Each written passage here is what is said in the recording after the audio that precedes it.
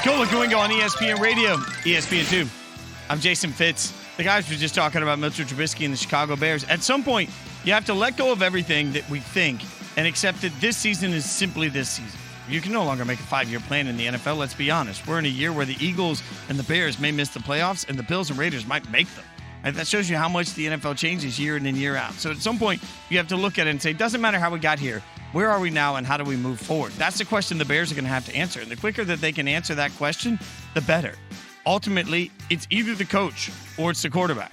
But you know at this point that it is not working. Offensively, they are not getting the production that they need, and they're not able to rely on their defense to bail them out this year. So the question becomes, now that you're 3 games out of the playoffs and you can start to look towards next year, what is next? The Bears don't have a first-round draft pick to draft a quarterback for the future. They're going to have to figure out how to get a free agent. This is why you'll see the free agent crop of quarterbacks. Teams that other players that other teams have given up on, you'll find a market for them because there are teams like the Bears that feel like they are one quarterback away from whatever they need to be great. That's going to be the biggest question they have to answer right now.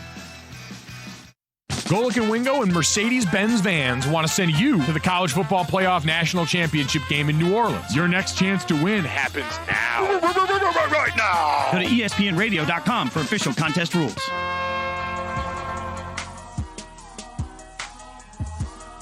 It's Golic and Wingo on ESPN Radio, ESPN2. I'm Jason Fitz. It's caught up on some of what is trending from around the world of sports, and it starts with the Lakers.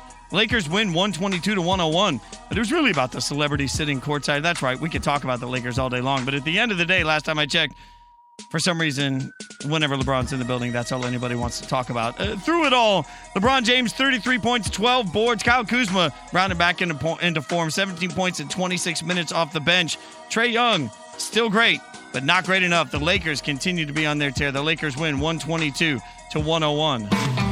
Sound effect works this time. Congrats to Kyle Busch. Won the season finale at the Homestead Miami Speedway. He snaps a 21-race losing streak. He beat Joe Gibbs' teammates, and in the process, he gets his second Cup Series championship. That's Joe Gibbs Racing 5th, so he becomes the 16th driver in NASCAR history to win multiple championships and one of only 5 to win titles in both the Cup Series and the second-tier Xfinity Series. Congratulations to Kyle Busch.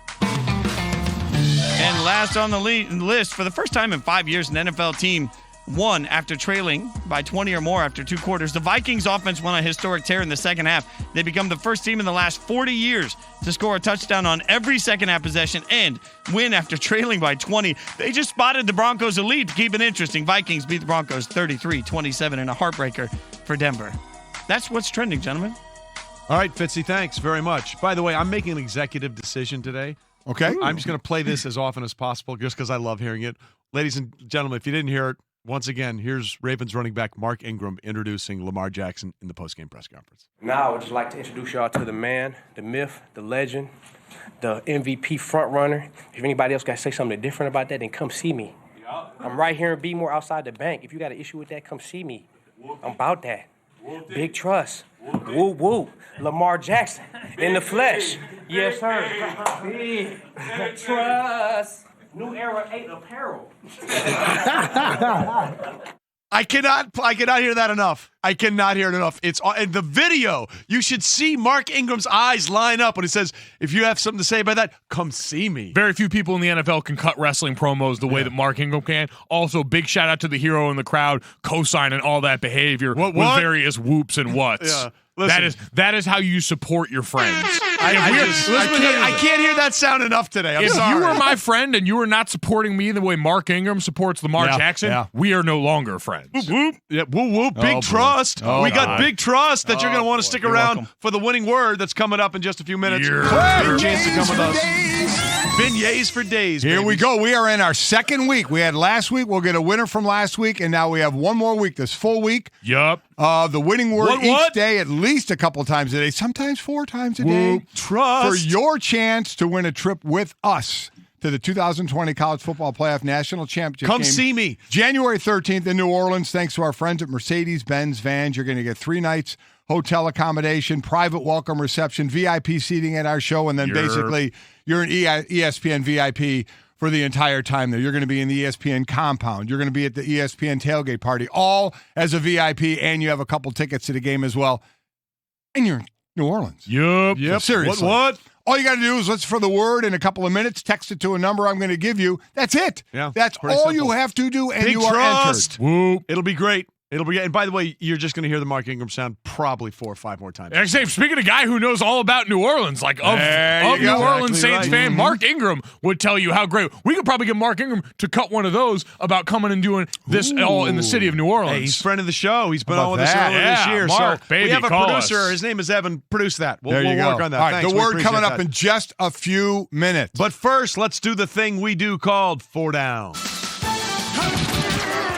First down. And speaking of the game in which Mark Ingram gave big trust, we have no trust in the ability to call pass interference when it wasn't called on the field.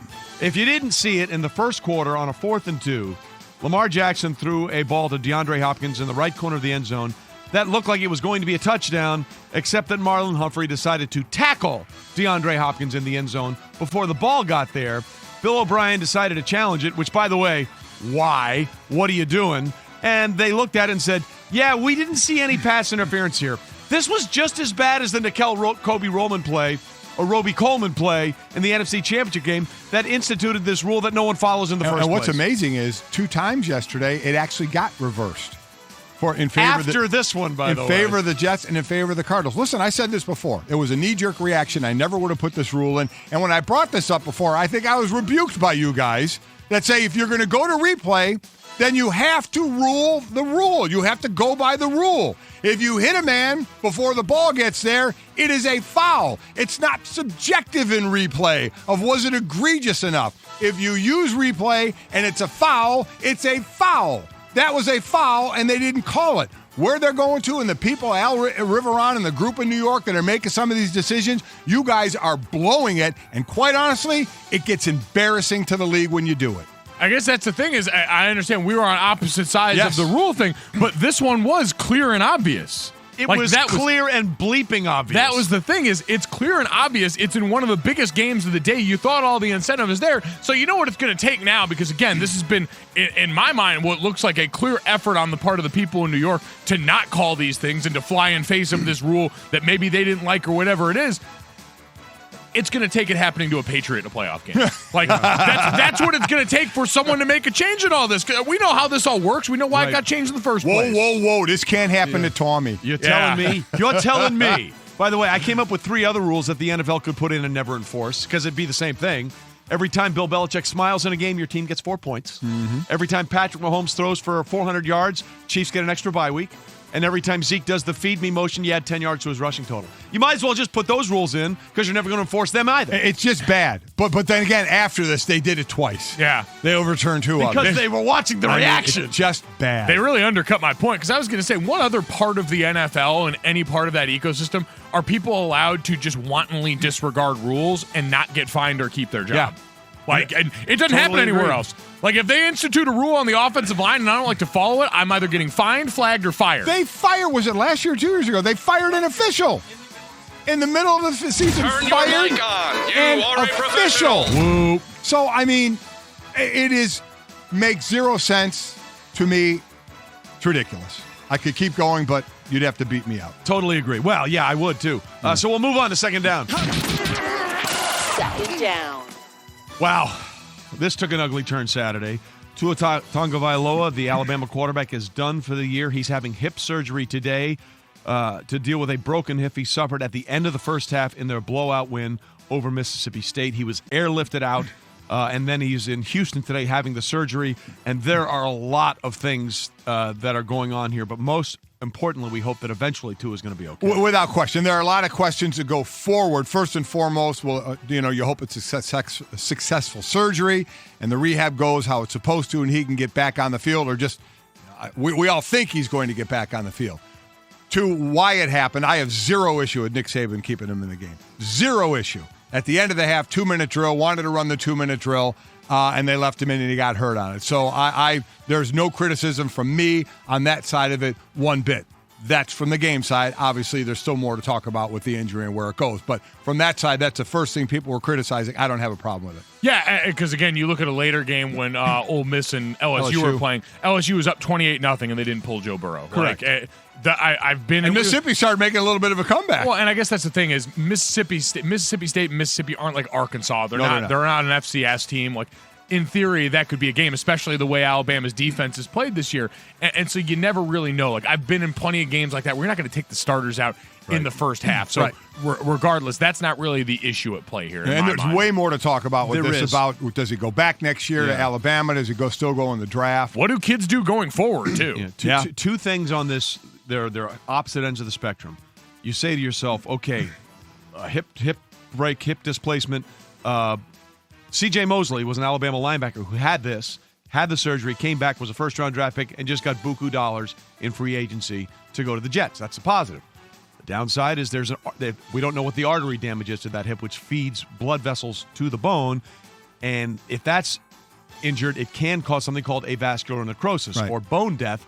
That's what ended Bo Jackson's football career. So you hope that it's gone the C.J. Mosley side and not the Bo Jackson side. I will be very interested because surgery is today. Yeah, that surgery is today. I'll be very interested in how this affects what the next kid in this situation is. Yeah. Because if all of a sudden maybe your team's out of contention, do we start to see that thing we always talked about, kids sitting a season, kids sitting out meaningful games in the regular season? What I'm interested is at some point hearing from Stefania Bell because she'll be able to break this all down for us. We'll have that for you a little bit later. We continue on third down. It was the workout that wasn't and then was, and it was heard around the world. For the record, Colin Kaepernick did work out in front of some NFL people on Saturday, just at a different place at his time in choosing than the one the NFL had set up where 25 teams were set to be there and watch him work out. We've talked about this a lot. A major lack of trust on Colin's side against the NFL and a major rush of haste on the NFL side led to all Without question. I mean, we've been through this. Everybody's going to be going through it again today. To not have all the T's crossed and I's dotted throughout this, it was just a bad move. And I put a lot of that on the NFL of how hastily they threw this thing together, not have it all squared away, meeting on both sides to get it done. And then on Colin Kaepernick's side, Colin did what he felt he needed to do given the situation. And it proved out that it's going to – now, I don't know what we all thought. He could have had a shot if he was maybe thrown in front of 25 teams. He didn't think it was going to work that way unless there was transparency. Bottom line is the workout was okay. What he said afterward, I'm sure people just shook their head at, and he's not going to get a job in the NFL. And if that's what he wanted out of this thing, then he failed, and it's going to be the end for Colin Kaepernick. Yeah. Whether you want to say he failed, or I'm sure there people on his side are going to say, oh, it's the NFL that failed. They didn't give him a fair shot. However you want to break it down, he's not playing in the NFL. This, in my mind, was like a relationship. Yes. This was a couple trying to get back together after a history of cheating and a lot of things that went on. Because now everyone got back together, and when a couple of those old issues start to come, it hits that nerve quick, and everyone starts making decisions really hastily and probably not in the best interest of the end goal of making something right in this situation. And we saw both sides operate in a way that reeked of an emotional response. Totally agree. And before we get to four downs, we're calling a timeout, or fourth down. We're calling a timeout, ladies and gentlemen, because, Cliff, we got business. Beignets for days. Here it is, ladies and gentlemen, your first chance to come with us with the winning word to the College Football Playoff National Championship game in New Orleans. All right, get that. You're texting it to the number 777-000. So you're texting that number. You're texting the word of the day, which is Superdome. Superdome. That's where the game is going to be played because the national championship game is in New Orleans. And thanks to our friends at Mercedes-Benz Vans, you have a chance to come with us and be treated better than us, quite honestly, on this trip. Again, all brought to you by the new gas-powered Sprinter from Mercedes-Benz Vans. So the word is Superdome. Text it to 777-000. You have until 1 o'clock today to get your entry in. One entry per day. We keep going the rest of the week till we get one more winner. And we have one more chance today, but the winning word is Superdome. Get those out there right now. What's the number again? 777-000. All right, text that winning word to that number, and you have a chance to come be with us in New Orleans for the College Football Playoff National Championship game. Whoop. And after that timeout, let's finish up. Fourth down. Well, the game between Arizona and San Francisco was in San Francisco, but it's one of two games that was felt in the desert, if you know what I mean. And I think you do, as we had some things happen in a couple of games that really, really turned the tide, for lack of a better term. Safety Marcus Williams put an exclamation point on a strong defensive performance, returning the third of New Orleans' 4 interceptions for a touchdown to put the Saints up 34-17 with over 5 minutes remaining. It was Williams' first career TD. The over-under, 51 at Caesars. The TD made the total 51. Mm-hmm. And then... Some people had it at 50.5. Yeah, there you go. And then there's what happened in San Francisco. Yeah, so there's all of you out there that understand the whole betting thing. Jeff Davis, who is the director of trading for Caesars, said, we needed the Cardinals to lose by more than 10 since no parlays lost and Arizona backers at more than 10 didn't lose. San Francisco by 4 was no good, but by 10 was worse. We needed the 49ers by 11 or more, so they got smacked around a little bit. And what happened there, the game was essentially over. Yes, it was. It was a 4-point game, and then the Cardinals tried the old lateral play, and the ball bounced around, and they took it in for the touchdown. And in a new rule that started last year, exactly right. You don't have to kick the extra point anymore like you used to. So it could have been to 11. It could have been to 11, but because of the new rule change, Vegas took it on the chin, man. Took it on the chin. It is a good thing that's where I didn't put my 10 grand this week. Wow. Where did you put your 10 grand? You don't need to know. That's a separate issue. All right, coming up, 2 quarterbacks whose relationship status with the NFL is complicated, and we'll get to all of that after the SportsCenter update.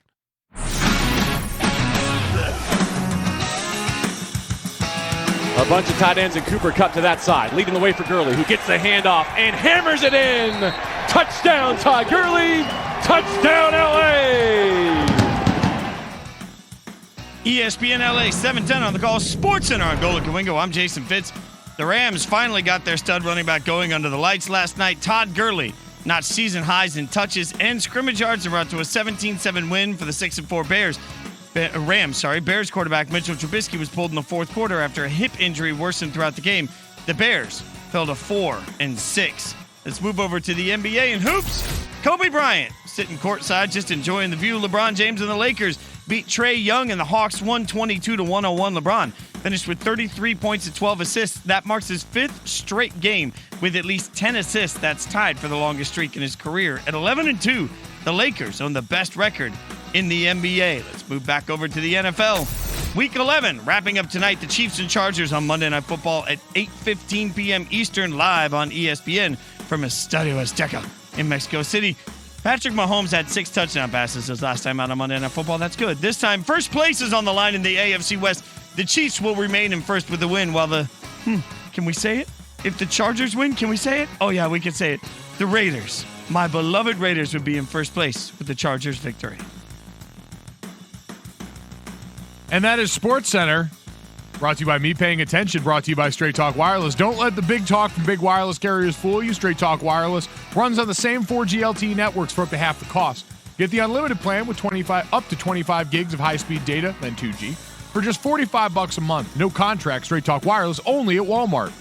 Let's go no huddle on Golic and Wingo. The Ravens have this new Sunday tradition of beating the shit out of teams we think are really good. The battle of Lamar versus Deshaun was simple. Anything you can do, I can do better. The Ravens win 41-7. It was a horrifying first half for the Vikings in Minnesota, where they were down 20 and punted on the first 4 possessions. But a 3-touchdown fourth quarter proved when it comes to 20-point deficits at the half in the last 5 years, there were 99 problems, but the Vikes ain't one. Hit me.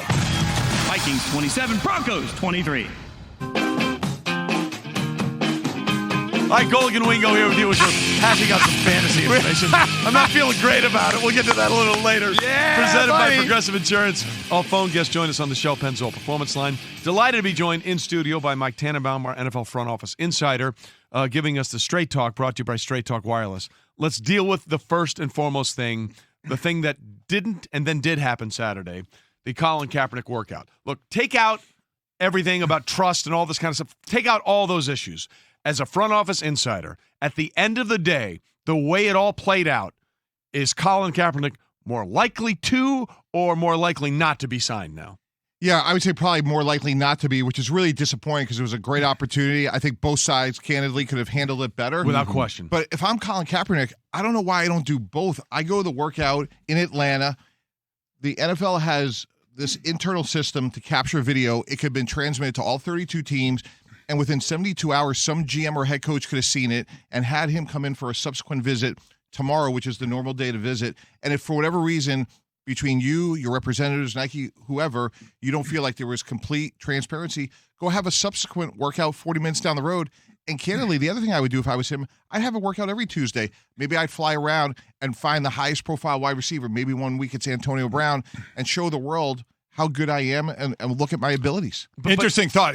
When the last break, Mike, I'll say you just brought that up. You said, why not do that workout and then on Tuesday have your own workout? It's as you said, it could have been handled on both sides a lot better. No doubt about it. But again, as we are where we are, the job of his agent now, do you think, will he be actively calling teams, or will they just sit and wait for a call? How is this going to work from the management and agent standpoint? Yeah, Mike, absolutely. He should be scouring right now. And there's really two different buckets. One is to try to sign right now. And clearly he is one of the 64 best quarterbacks on the planet. It's not debatable. Not even close. Like, to me, the best team, the most aligned team is Chicago. Right. I think that offense is tailor-made. He's way better than Chase Daniel, and arguably even maybe better than Mitch Trubisky. But that's one bucket. And for whatever reason, if that doesn't work out, the other bucket, guys, is you could sign future free agents, meaning you sign them at the end of the year. They're not eligible to play. Right. And now they're part of your offseason program for 2020.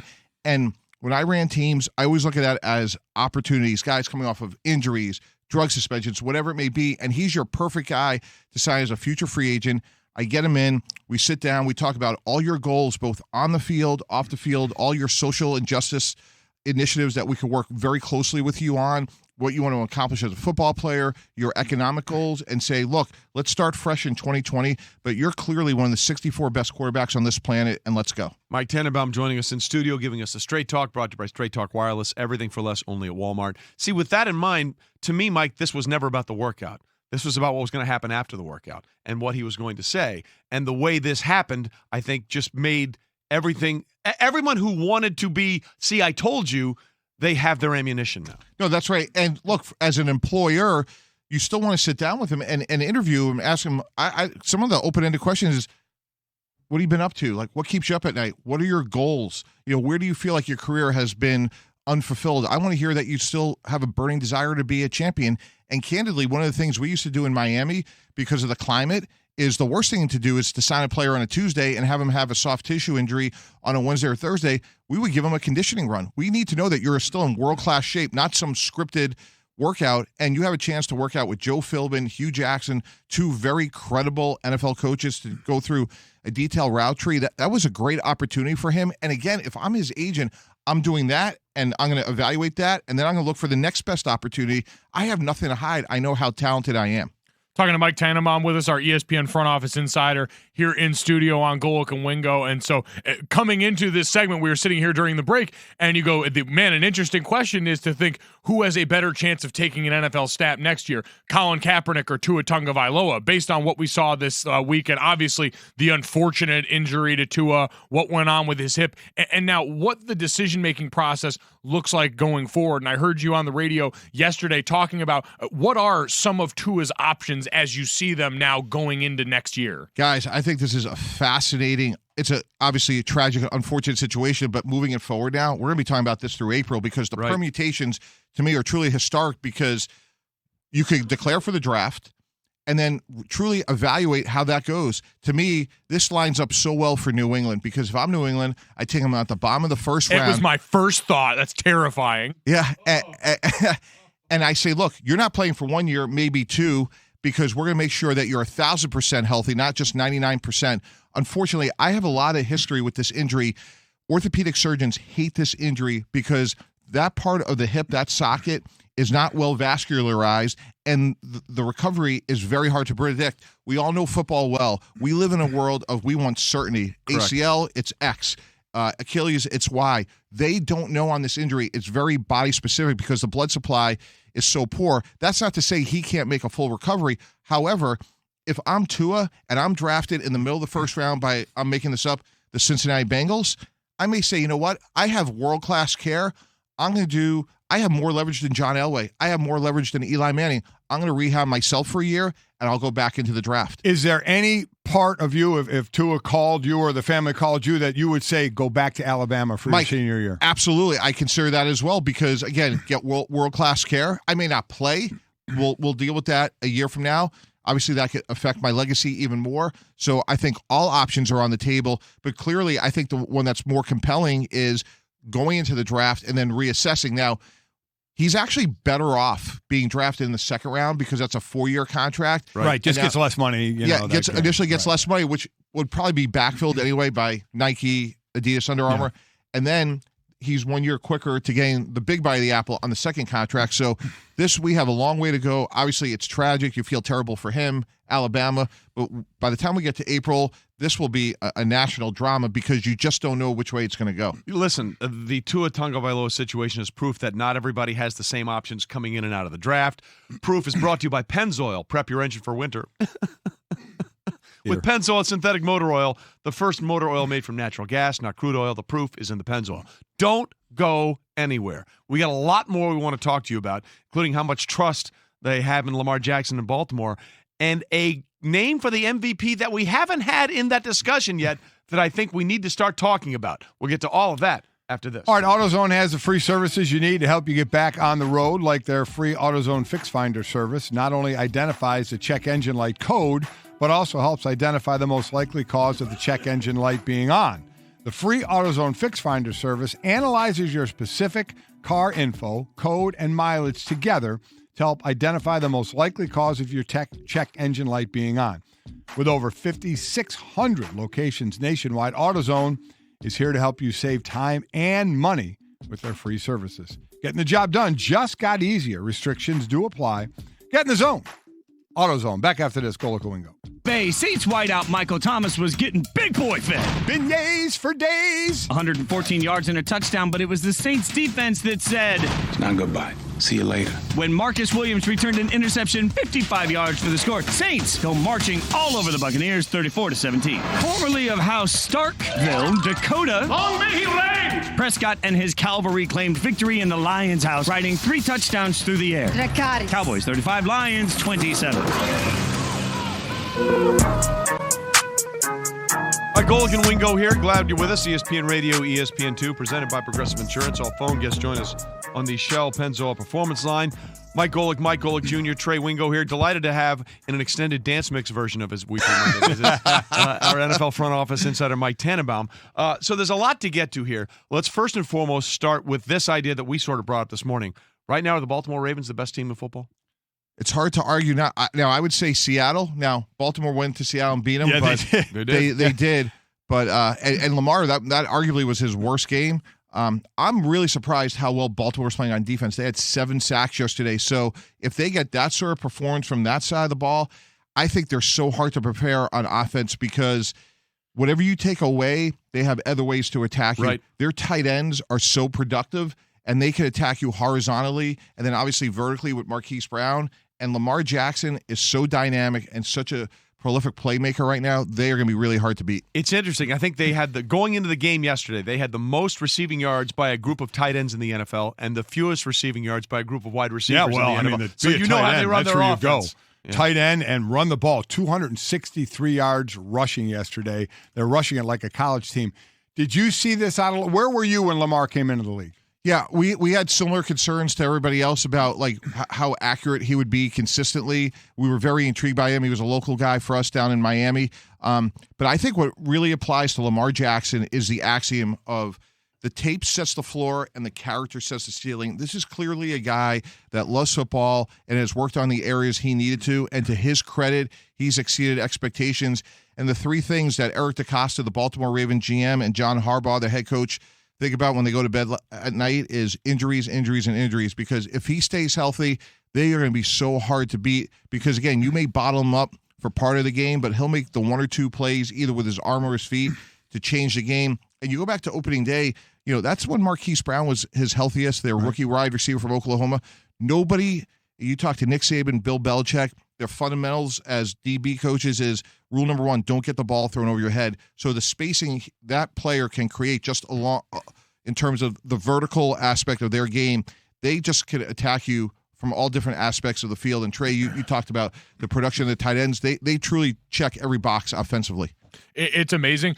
In my mind, watching Lamar Jackson right now is like when LeBron James starts hitting threes. Like the minute Lamar Jackson threads a couple of those over the middle to Andrews or Hollywood Brown, all of a sudden, like you said, it changes the way you've got to space the floor, and now you're dead in the water. Now he can do all the things he actually wants to do, which is gash you in those spots. So we've got Lamar Jackson on one side, and then another one. Trey mentioned this before, an MVP candidate who should be mentioned in that conversation, and has picked up a lot of steam in the last few weeks, is Dak Prescott. What in your mind has changed about that situation, if anything, or are we just starting to notice? Yeah, on my official Golic and Wingo research notes here, he's holding up, for those not watching, he's holding up a napkin that he's written notes on. A regular J.K. Rowling over the there. official Golic and Wingo napkin here. It says right here, Mike, that he's currently 67% with 21 touchdowns and only 9 interceptions, which is good. However, we'll get to Russell Wilson in a second. What I love about Dak Prescott is, again, he's somebody else that has been productive since he's had a chance to start, and we've talked about this.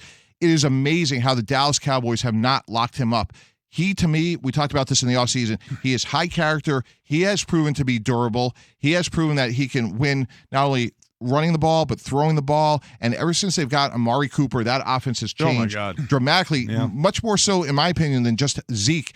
And I'm glad they have Zeke under contract, but to me, Dak Prescott is the difference maker on that team. And Amari's going to get paid too. Yeah. 100%. By somebody. I mean, he's like, I'm good. I'm making $15 million this year. It's all going to work out. I'll get a giant check from somebody. Yeah. But to your point, they paid Zeke, and this was our great researcher, Gordo here, our adopted nephew, with a great nugget. Second straight game under 50 rushing yards. Last time that happened was a sophomore season at Ohio State. It is so clear, Mike.